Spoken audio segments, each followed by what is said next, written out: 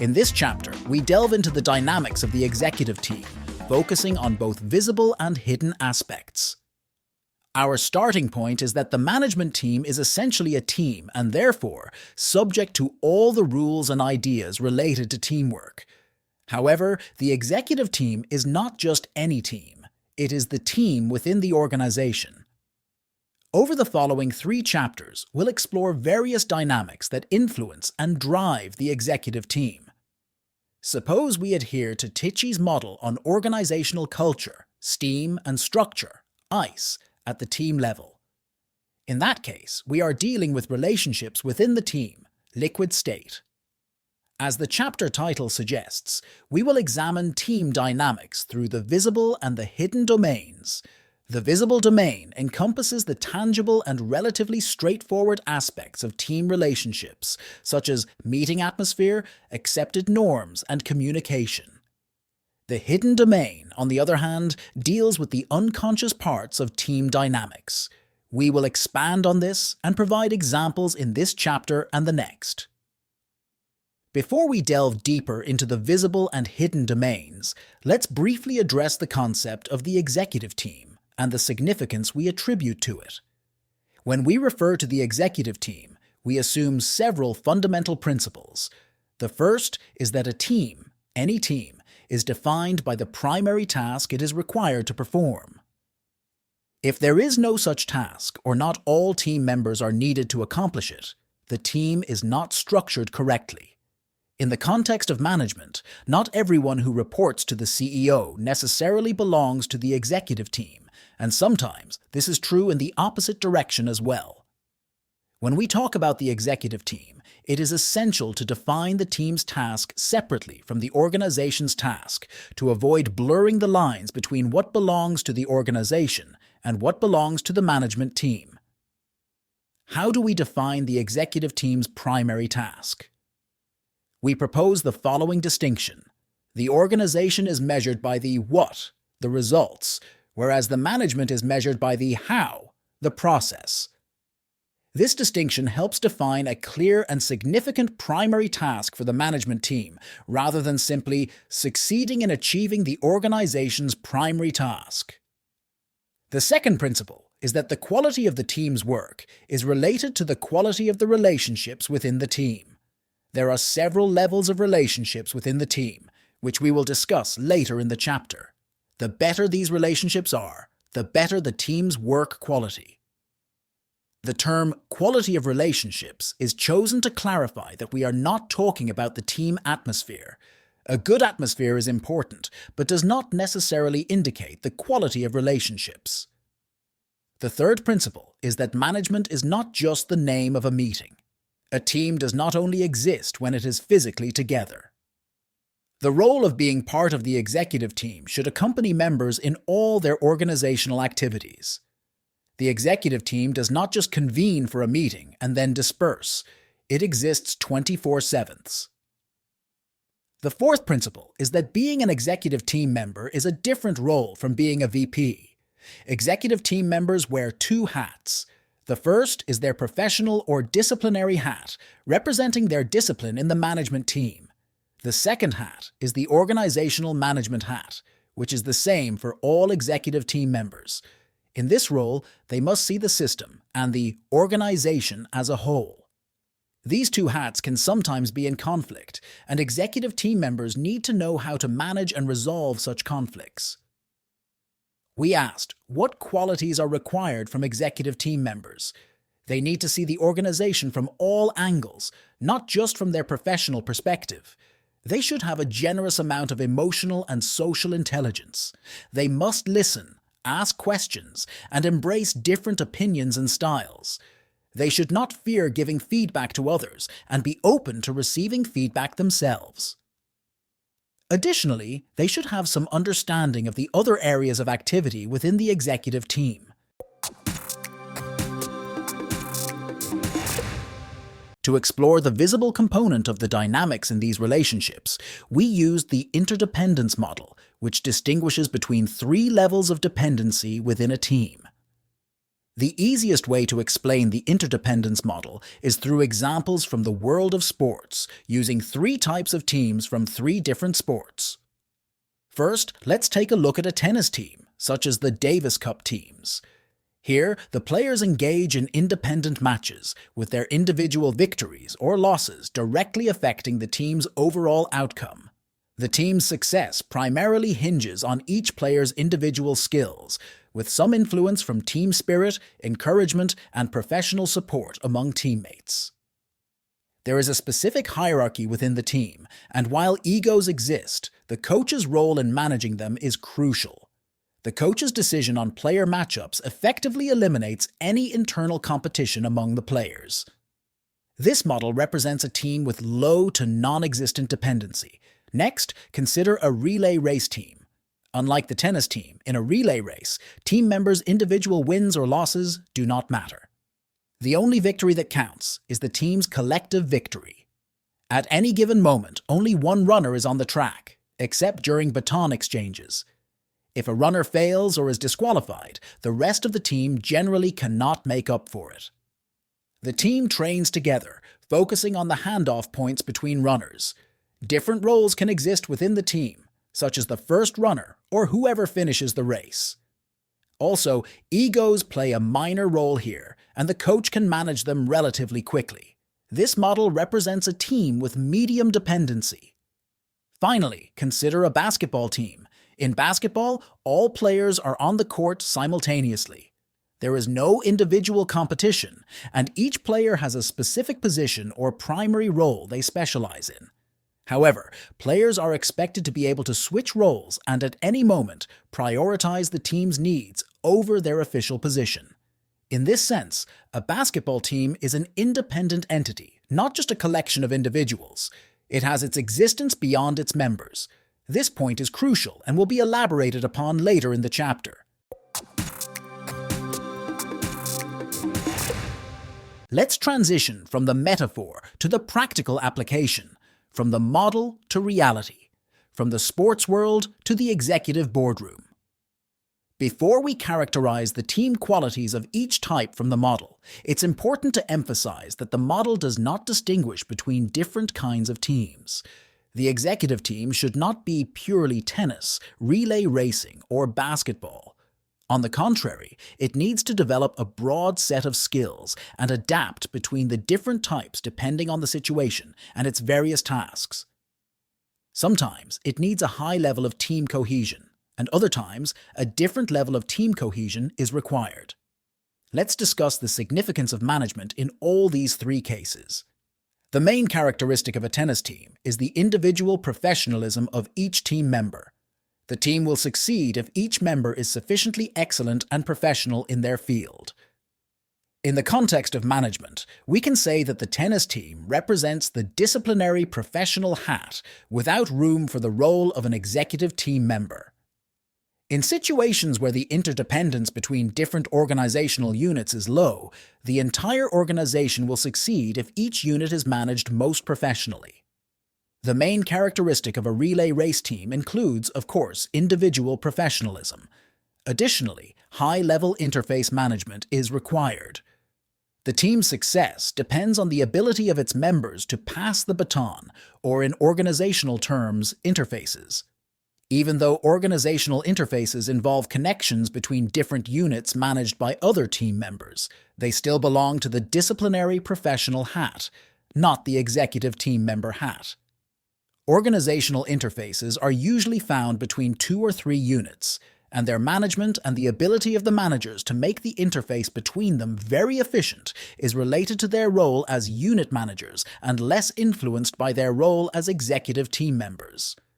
This is a classic mistake often heard in many organizations.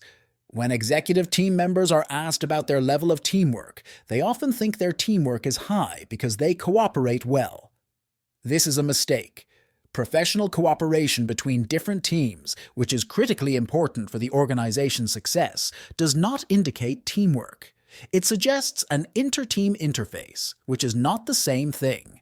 Executive team members can pass the baton between them perfectly and still not function as a cohesive executive team centered around their primary tasks. Of course, the basketball team is the most team-oriented type, where the main qualities of the executive team are expressed. Unlike the previous two types, tennis and relay racing, where the primary expression of team members is their disciplinary role as unit managers, in a basketball team, their role as executive team members is equally important. In basketball-like management team, it is critical to understand the other roles within the team, touches for two main reasons. Team members can back each other up at the technical level if someone cannot perform their role at a particular moment. At a deeper level, it involves the movement of boundaries between different roles. In reality, this means an executive team that is allowed and even required to express opinions on everything happening in the organization. In a basketball-like executive team, we won't hear the famous phrase, "everyone should stick to their area," or its equivalent, "I won't interfere with you, and you don't interfere with me," along with other expressions of that genre. A high level of trust between team members is required for a team to work as a basketball team. Trust in colleagues' intentions ensures that what is said and done is secure and that team members do not feel their words will be used against them. The team trains and practices outside the game time to improve its performance. The difference between a basketball team and an executive team in the context of training is worth noting. A basketball team trains 99% of the time and plays 1% of the time. An executive team, on the other hand, is always in the game and rarely has time for training. This is a crucial point because even if it is clear that one cannot expect an executive team to train 99% of the time, the question remains whether the team dedicates even a tiny percentage to training. For example, an executive team goes out once a month for a shared meal outside the office and practices dialogue about what is happening within the team's relationships. The nature of the practice matters less as long as the team experiences talking about itself, even if indirectly, and practicing a different type of conversation from the everyday practical and functional discussion. Another example is an executive team that, before making important decisions, engages in an open discussion about who will decide. In contrast, everyone else must express their opinion with the understanding that it will be heard and considered by others. This preliminary discussion also allows for addressing the team's power dynamics and putting them on the table. Manage the ego. Every team has stars who stand out more than others. The team's success depends on giving space for the stars to shine, while also making room for those who do more behind-the-scenes work that enables the stars to excel. Some players have obvious performance metrics and individual statistics, while others contribute by improving those around them. Both types have egos that need recognition. A management team cannot function like a basketball team without discussing and processing ego and its place. In the next section, we'll expand on this topic.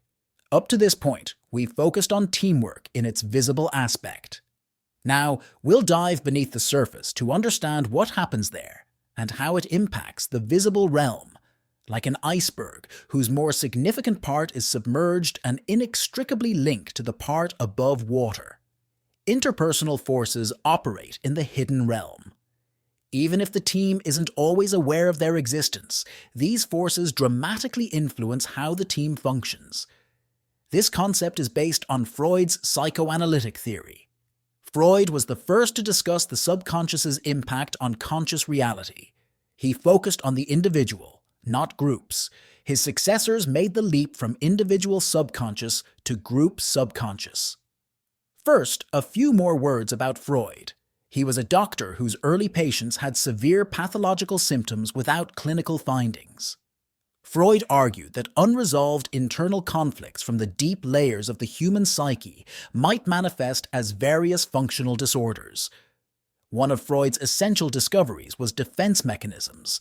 The human psyche developed ways to distance itself from unbearable emotions and experiences, thus protecting itself from complicated feelings.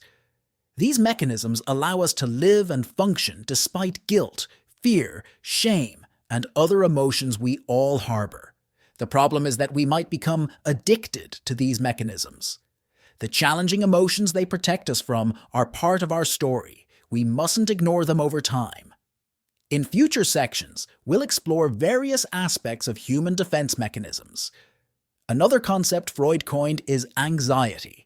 It's important not to confuse anxiety with panic attacks, which are related but not identical. Anxiety, according to Freud, is a primordial experience accompanying us from birth. Freud and his followers extensively studied the origins of human anxiety. We won't delve deeply into this topic here. Wilfred Bion, another doctor and psychoanalyst, was one of the 20th century's most significant psychoanalysts. Bion extended personal psychology concepts to group settings. He was intrigued by applying personal psychoanalysis to group settings during his time with injured soldiers in World War II. He examined group dynamics in morning briefings and large group meetings at the medical center, where he worked with wounded soldiers. This led to his seminal book, Experiences in Groups, describing group mental processes, mentality, culture, and the group's significance. Like an individual, Bion viewed the group as a mental unit with a subconscious that drives it. He introduced the idea of group pathology and coined the term the group as a whole, referring to the group as a distinct entity from the sum of its individuals. It's crucial to differentiate between three dynamics simultaneously operating in a group. These dynamics intertwine and influence each other. 1. The dynamic between team members and themselves. 2. The dynamic between team members and the team as a whole, that is, the relationship between individuals within the team and their identity as an organic unit. 3. The dynamic between the team as a whole and its primary task. Every team has a primary task for which it exists. The team may or may not know this task, and there might be agreement or disagreement about it. Nevertheless, this task always exists, even unconsciously. In this section, we focus on the third dynamic, the relationship between the team and its primary task. One of Bion's crucial contributions is distinguishing between the four mental states of the group based on their relationship with their task. The first stage is the work group. The group convenes to work on its primary task. The group directs all its resources toward the primary task in this state. Bion identified three basic assumptions that groups fall into when they can't contain their anxiety. Instead of focusing on their primary task, they waste their resources on defense mechanisms against their anxiety. First, dependency. This happens when a group needs a sense of security. They divert their resources from their primary task to finding a leader to provide that security. The group unconsciously selects a leader and hands over all responsibility to them, becoming paralyzed and waiting for the leader to save them.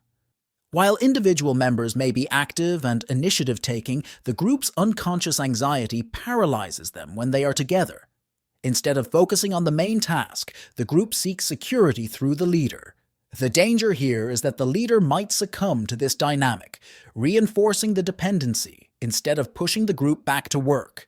For example, a CEO describes having experienced and proactive managers who can run their units and make decisions together when she's in the room. However, they can't, and they return to her for even simple decisions when she asks them to make them without her. They have developed such a dependency on her that it induces anxiety, rendering them almost non-functional as a group without her. Another example is the early days of the COVID-19 pandemic, which created a general sense of anxiety. This anxiety infiltrated organizational dynamics, leading to complete dependency on leaders for even simple decisions. Indicators of dependency include a desire for certainty, simple explanations, and an inability to handle complexity, expecting only the leader to do so. There's an inability to make even fundamental decisions, with everything referred back to the leader. Exaggeration and extreme options are chosen, often to call the leader to calm the situation.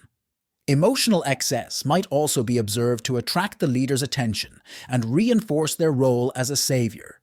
The leader can't provide the security the group expects, which is an illusion. The group must face its fears courageously instead of offloading this task onto a member. Hence, the group often attacks the leader for failing to meet unrealistic expectations. Second, fight or flight. This state arises when the group feels attacked and needs to survive. The group diverts its resources from the primary task to survival, choosing either to fight the perceived attacker or flee from it. Fight indicators include constant stress, wasted energy on fighting, and exhaustion. Identifying a common enemy, internal or external, leads to scapegoating. Emotional flattening, hostility towards introspection, a split mentality, US versus them. Aggression and a terse, aggressive communication style are also signs. Indicators of flight include avoidance, polite conversation without conflicts, stalling ideas and decisions, waiting for more information, chronic lateness, and an everything's fine attitude, ignoring bad news. For example, in a global tech company, the fear of a past technological failure led to obsessive fault-finding. Despite the company's recovery, the development department became a scapegoat. Management felt comfortable committing to projects that the development team couldn't deliver, later blaming them for failures, thus perpetuating an obsession with finding culprits. Third, pairing. This assumption is less intuitive but straightforward when observed. Pairing develops when the group needs hope. The group focuses on two elements: people, ideas, or fantasies, creating an unconscious fantasy of a symbolic savior to relieve their anxiety. The group invests its resources in maintaining this hope, never letting it materialize, keeping them stuck in the expectation. Indicators of pairing include mutual encouragement, a soft and pleasant atmosphere, and attacking new ideas that might resolve the group's issues and end their hopeful waiting. For example, a classic pairing in many management teams is the CEO and HR manager. The rest of the team expects this pair to solve employee engagement and motivation issues, avoiding the deeper, more complex team dynamics and relationships. Buy-in didn't mean that teams are always in one essential assumption state. Teams can shift from a workgroup state to a critical assumption state due to specific triggers. That's why we brought this complex material to our discussion group. We believe that the more aware the management team is of their hidden dynamics, the better they can address them. Freud's legacy was that we can cure pathological phenomena by discussing and exposing the unconscious. Bion's insight is that a similar phenomenon exists in groups. In simple terms, what we don't talk about, we act out. Unspoken issues in management teams will eventually erupt into the open. The only way to prevent this is by discussing them openly and bravely within the team. If we ask ourselves what topics are usually avoided in management teams, common answers would include personal relationships, jealousy, competition, interdepartmental relationships, and informal roles of team members. Conversely, topics often discussed but rarely helped might include workload complaints, why certain things are impossible, and issues between specific departments or individuals. Bion suggests that unresolved chronic issues, despite frequent discussions, indicate an underlying unspoken issue. The constant talk about the chronic issue acts as a defense mechanism, preventing the group from addressing the real, unspoken problem.